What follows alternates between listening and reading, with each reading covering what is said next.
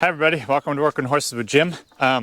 We actually started this video earlier today, and this is kind of a continuation of our last video. So I was able to get out and start mowing, and I didn't go very far, and I broke my pitman, and the first time.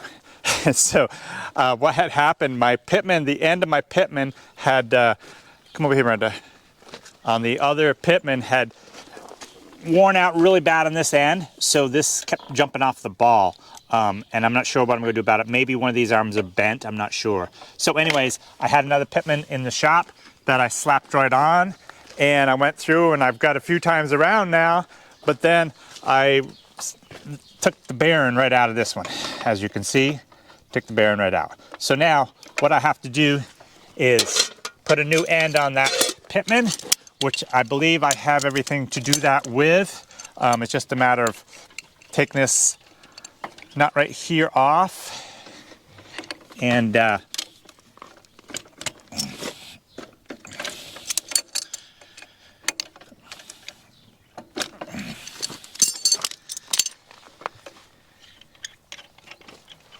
so this nut comes right off.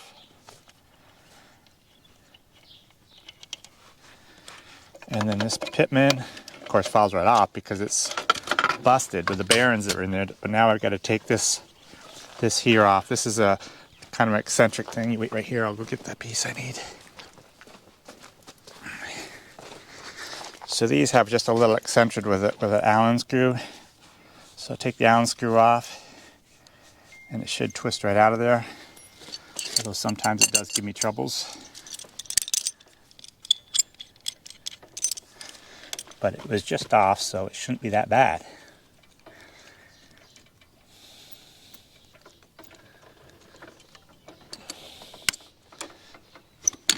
So that just comes right off. It's just a little eccentric thing. And then this was the bearing. So let's see if we can't get this fixed real quick so I can get back to mowing, because I have a lot of mowing to do today. Okay, so this bearing is shot, of course. This is my old one, and for some reason this did not hold the ball of the section of the cutter bar. So I'm not sure. I gotta look into that a little bit more and see what's going on with that. So I have a new end right here that I'm going to put on. Just a matter of pulling these 4 bolts out, and I could just replace the bearing, which I may have another bearing. It's so nice because I have an Amish guy close by that has all these parts so often right in stock, and so I can go grab stuff from him. So I try to have stuff myself right in stock here so I can fix it. Last time I was over there, I actually bought a complete new end, and this has what is called well, it's just different than what I have here. This one here is just kind of I don't know how to explain it, but you guys can look and see the difference. This end is the same. Of course, this one has a bearing in it, and that one doesn't. But on this opposite side, this has an extra wide bushing bearing, and it's actually seemed like a sturdier, better setup. We tried these a few years ago, actually, and we weren't liking them. And we went back to just a single-sided thing. But I think they did some improvements, so I guess I might as well try this. So it's just a matter of, I gotta do one of two things. I either take these 3 bolts out and swap this around, or pull those 4 bolts out and just replace the whole unit. So we'll get that done, and I'll show you. Okay, so I had promised you that I would share with you about the wagon in the last video, and I will now let you know that this wagon we purchased secondhand, and when we purchased it, the floor was not that great. Of course, we have lumber, so Jim figured, well, he will redo the floor. Well, at the end of last year, he knew it would have to be done before he used it this year, and it is a very great wagon. So he raised it up with these, I call them stilts, on each corner of the wagon, and he lifted it up so that it was higher than the running gear underneath it, and he had unattached the running gear, pulled that out, and took that to be repaired. Meanwhile, I'll share a picture of you of what it looked like when it was up on these stilts, I called them.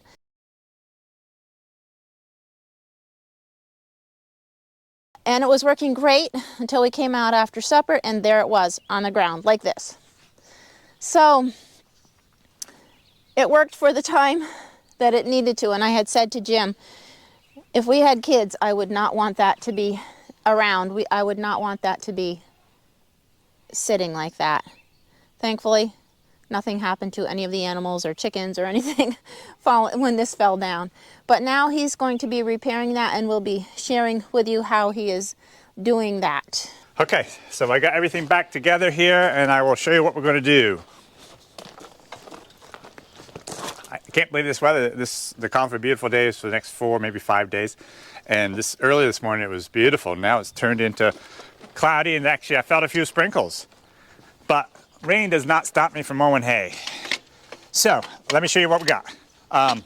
So this will go back into here. I had to take this arm off a little bit so I can get this in. So this is a collar or a spacer that we use on the other particular one, but now that we have this thing, this acts as a spacer. You know, it's approximately the right size. So this will slide right in like, after I take that off.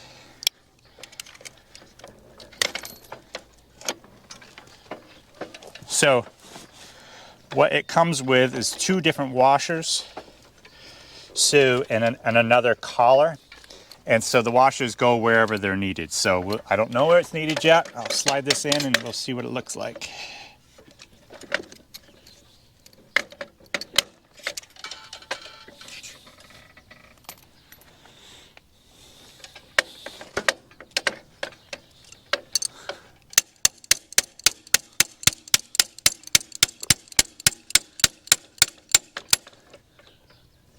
Nice tight fit. I see a bit of a gap there, so we're going to need these 2 washers.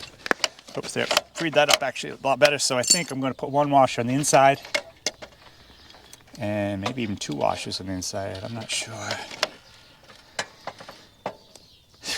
Yeah, I'm going to put them both on the inside because I can put that collar on the outside. So I'm going to put the second washer in there, and then the new collar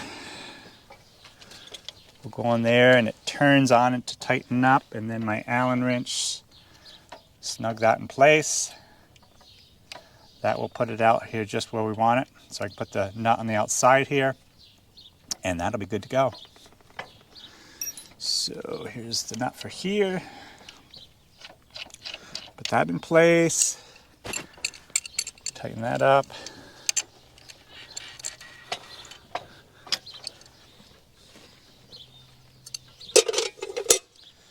Where'd my vice grip go? Must have taken it inside. Okay, I got a wrench here. Need something to hold it from spinning as you tighten up this nut. If I can get it here. That snugs that up nice. And then, oh, here's the foot. This goes right in front of my nose. I didn't even see it. Okay, that goes back in place there. This washer goes on here. This nut here goes on here with these little things on them to put a little bit of a wire in there to hold that from falling off. A lot of vibration on a mow machine. It really vibrates. It's amazing that they work at all because it just really vibrates, and anything that's loose will eventually fall right off.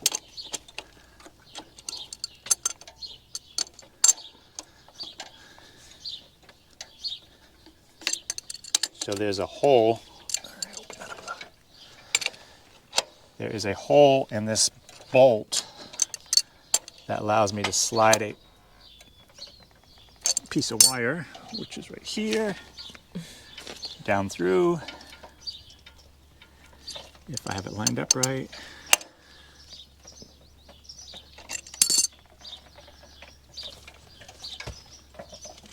So that that won't fall apart. Okay, so now I need to take these back in and put with my old one so that when I get new bearings for the old one, this will be still here so I can, you know, to make that work, because I need this spacer if I use the other type, because like I said, without this spacer this would slide in too far, except for the heavier ones that I have here right now. That's going to work just fine the way that is, I think, and I hope. So now I just got to put the pitman back in place, which is sometimes just a matter of setting in place and pushing down. Like that. And then taking these, popping like that, and that's all good to go.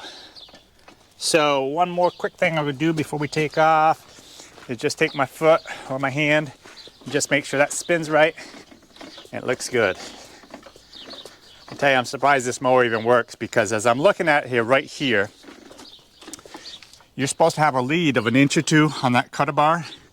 And as I'm looking at this pitman and I'm looking at that cutter bar, to me that looks like it hangs way back. But it's one of those things, if it ain't broke, don't fix it.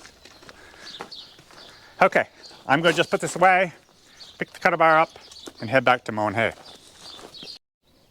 Jim's going to be coming in a minute with the horses, but I just wanted to show you guys the pasture that the horses go out to at night, and it just really looks nice because he clipped it last week, and clipping pastures make such a difference in the pasture. It makes everything look beautiful, but it also helps keep the unwanted things down and also helps new growth happen again. Here they come. This is a field that we already cut. This is grass hay right here that we will be cutting, but he's down beyond this mowing the clover.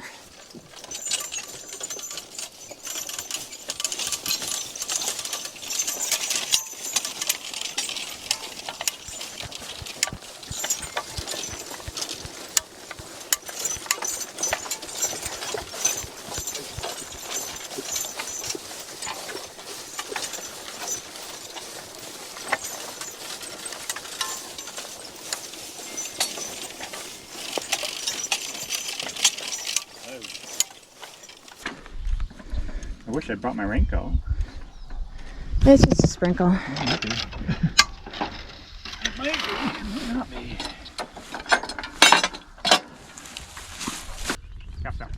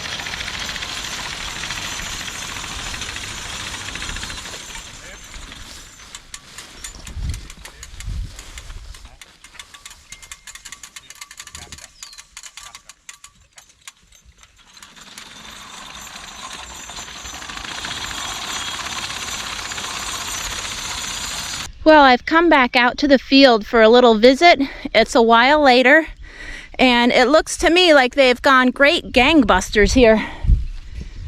There's a lot of hay down. It's thick and it's still wet, but it's coming down, and you can see here there's been a lot of lodging. So it may be that when he rakes, he'll find there's places that didn't get cut clean, and Jim really hates that, but sometimes you just can't help it.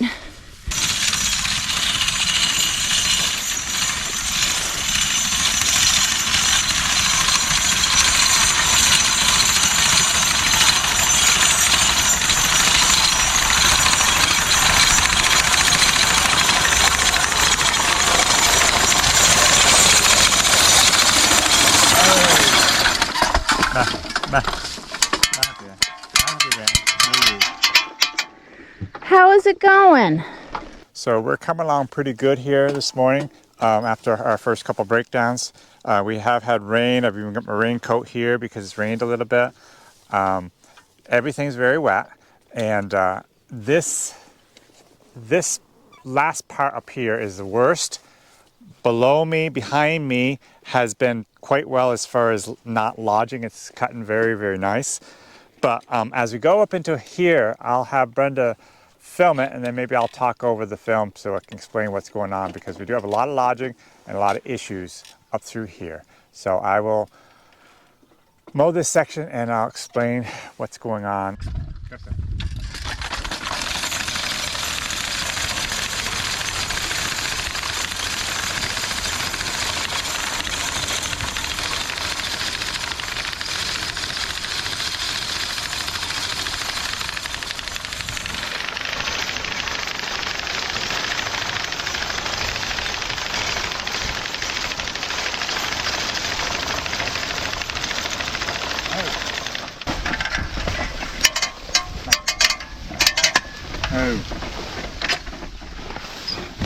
Okay, so I plugged up pretty good right here. So what I do when I plug up like this is I took it out of gear and just reach down here and pull this out of here. So what's happening, this lot is lodged so bad and close to the ground, I'm not gonna be very happy when I'm raking and tedding this hay and baling it up, because I know there's gonna be a lot of grass that did not get cut.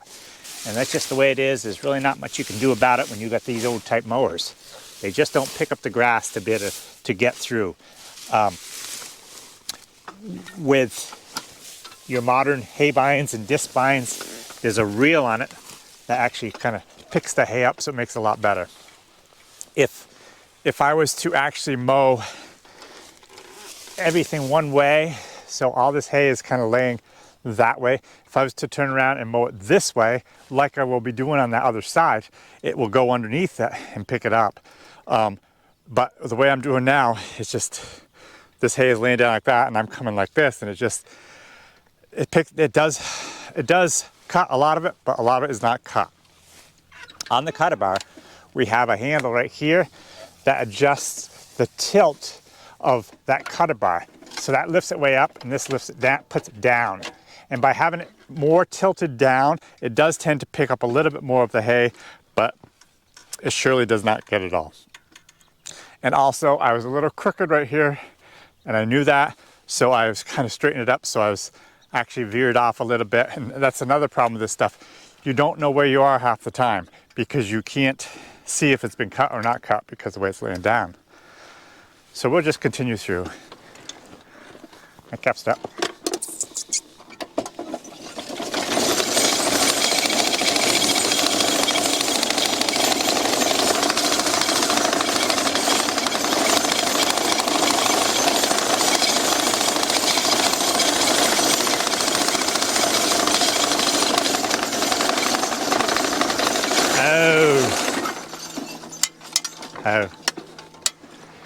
So another thing it does is this mowing, the hay will drop right on the cutter bar. Even if it's just lodged somewhat and leaning down, the hay won't go backwards, which is what I'd like it to. It tends to fall forward. That's why you have all this hay right here on the cutter bar. So I have to get this hay off the cutter bar before I can get myself turned around to go into the next cut. Now another thing I do because it's so thick and because it's so wet, about once or sometimes even twice around, I'll go through and clean up all my spots here where I have where I'm somewhat plugged up, and it's a very, very wet, as you can see, maybe you saw, I don't know, the amount of water I'm squeezing out of this hay, and it just gets plugged up in these spots continually. So about once around I stop and clean these out, and that usually allows me to get around one more time. So Brenda, if you come right here, stand right here, and look right through there, you can see it's very, very, very difficult to know where to go. There is a swath path in there. This is my swath board on the end of the cutter, on the end of the bar, and that makes a swath path. But since all of this hay is leaning to our left, you can't even hardly see the swath path to know where to go. So it does make it quite difficult. Stop here. Stop here. G, G, G, G, G, stop it. G.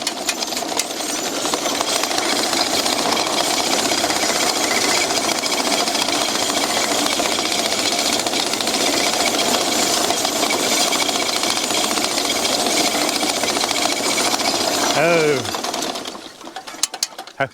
So as you look down there, once again, where do you go? It's hardly any difference from where on the left-hand side of the swath path, which has already been cut, to the right-hand side. So it does make it kind of hard. A lot of times when I'm cutting, sometimes it's a 6-foot cut, and sometimes I'm cutting the full 6 foot. But sometimes, since I don't know exactly where I am, I'm only cutting 5 foot, or sometimes even 4 foot wide. And so that's some of the issues to deal with this. It's beautiful hay, but it's tall, and a lot of it's lodged. A lot of it's laying over, so it's harder to cut. Stop here. Cheek. Cheek. Cheek. Cheek. Cheek.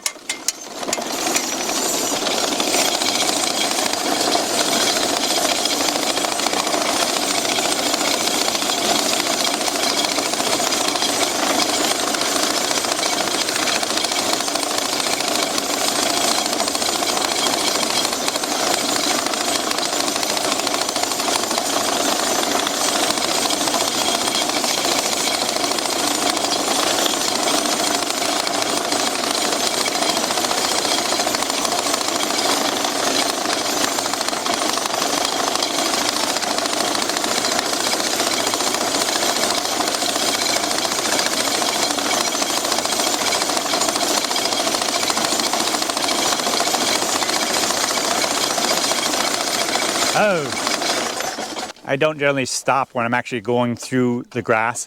I try not to stop unless I'm on the very ends of the fields, but once in a while I want to explain something. So as you can see, we have nothing but solid, well, almost solid clover out through here, which is beautiful feed. So what I'm doing is this piece is the new seeding from last year. So there's a lot of really good lush clover in it. That does not always make, I don't really like to feed that to the horses. It's just kind of too lush of stuff. So that will probably be fed to the cows. Sometimes I will round bale and wrap this stuff just because it's so difficult to dry this thick clover. We are supposed to, it's not showing up yet, but we're supposed to get 4 days of beautiful haying weather. So I'm thinking that I possibly have a chance of drying this to square bale or to get my neighbor to just dry round bale it and not have to wrap it. The next piece over there, which was the new seeding from the year before, I hope to get that cut even today still. And that way, that will actually be ready to bale before this is. But this is going to take a whole nother day longer to dry than that, which is turning into more grass hay. There's still some clover still in it, but clover kind of tends to peter out a little bit after a couple of years. So there's more of the timothy in there. So that's what I'm doing. So when I stop like this, I have to always make sure I back up just a little bit to get those knives out of the uncut grass before I start, so they don't plug up right to start with. Bah, bah, back up. Oh, I cuffed up. Cuffed up.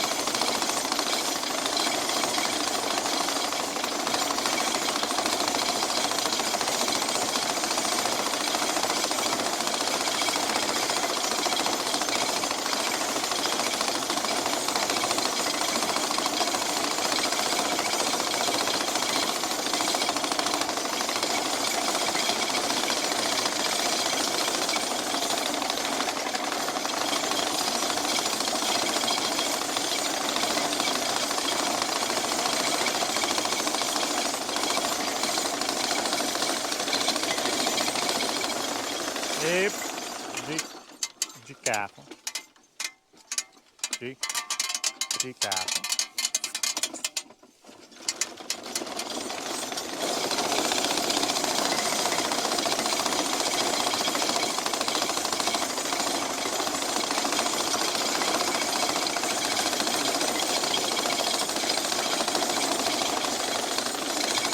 So here we have our first swap.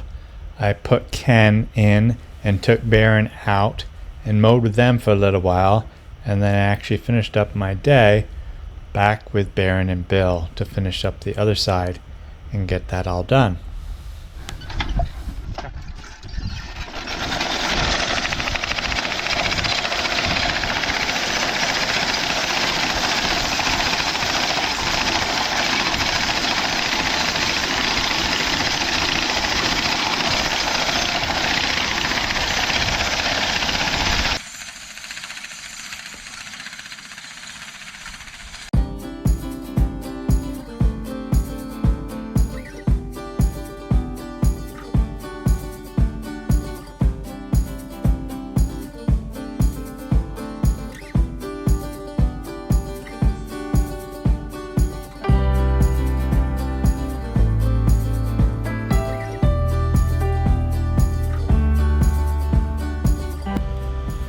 So here we have both pieces all cut and on the ground.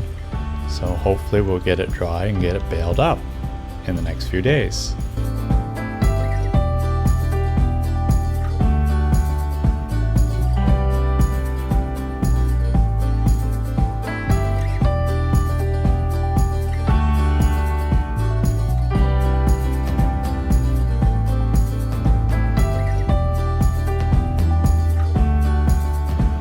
We've been having people ask us about Duke and Earl and where are they and how are they doing.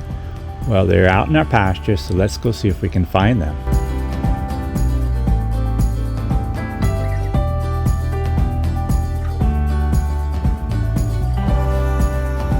Our neighbor has put 2 Holsteins and 2 Jerseys in with our herd, and so here they are. There's a Jersey at the water tub, and the other Jersey and the 2 Holsteins are in there somewhere. And there's Duke and Earl.